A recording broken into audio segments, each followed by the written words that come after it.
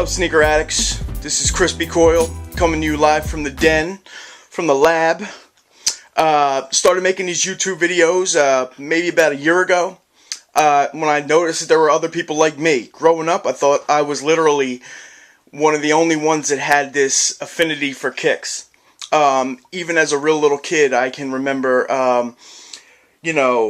going to get the paper route, picking up my papers and seeing, I used to look up to the old guys that lived out back, the older heads, you know what I mean? Whatever they did, I did, whether it was good or bad. If they drank 40s of Old English at the playground, that's what I wanted to do, whatever it was. It just so happens that they were into sneakers. And this was one of the first pairs, probably the first pair that struck me as I need that shoe. At the time, it was 1989, 88. I was 9 years old. And, I couldn't afford these things. I mean, when you're a little kid, you can't afford, almost $100 for a pair of shoes, because that's how expensive these were getting. And my parents had just left, so they were trying to make up for that with, gifts and stuff like that, like I would forget. But that's neither here nor there. Real talk, though, this shoe was incredible to me. The air bubble, when I saw the air bubble, it was history. It was over with. Plus, at the time, Jordan was killing it with the Bulls, and I just really wanted this shoe. So I had gotten, up to the local mall and went to the Foot Locker, and they were there, and so were these. These were also there. Now, I wanted those. That was what I wanted, but they were almost $100. That wasn't flying. So I got these as a consolation prize. They were about, I think, $65 and for kids. And I was happy, you know what I mean? They had the air bubble. That was what I wanted. When Nike came out with this, they really hit a home run. Kids thought they could jump higher, run faster. Real talk. Back in the day, that's what we thought. And the Nike Air on the back, you know what I mean, with the strap. I remember, and Bo Jackson was awesome, man. Running with the Raiders, hitting home runs out of the ballpark, you know what I mean, for the Royals. It was amazing. So this was basically the consolation prize. Here's another colorway. When Nike recently released these in a quick strike, I had to have them. I had to have them. It wasn't even a question. I think the reason as sneakerheads why we buy these things is because we couldn't afford them when we were younger. And I think that's a great thing. You know what I mean? There's nothing wrong with that. You know what I mean? I can't explain to you guys how important this stuff was to me at the time, and still is.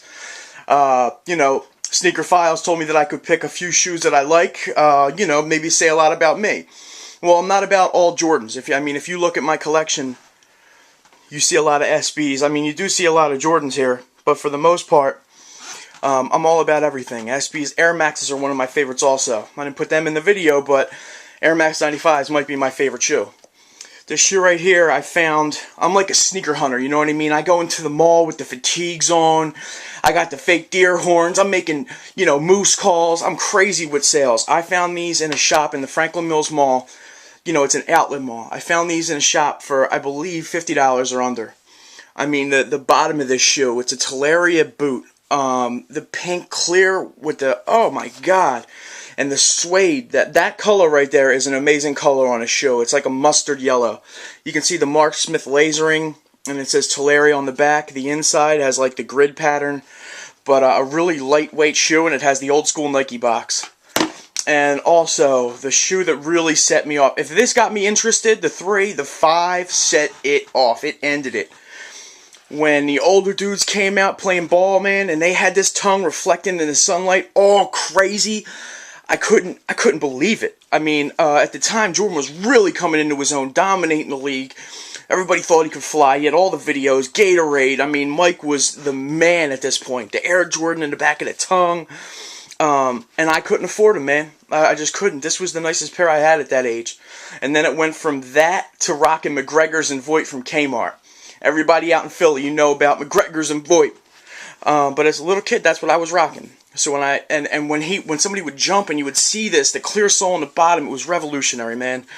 And to me, that shoe right there, it might be my favorite shoe of all time. Love the 5s. But before I get out of here, I want to give a big shout out to Nightwing2303, man. Thanks for this opportunity. I'm not a very big person on YouTube. I just started doing this, but I have a passion and I have respect for people. And if I have anything for sale, selling what I paid for it plus shipping. I'm not in it to make money. I'm in it to make friends and to show what I like. But you can follow me on Twitter. I just started at CrispyCoyle. You can also check my videos, Crispy Coyle, at YouTube. And yeah, thanks very much.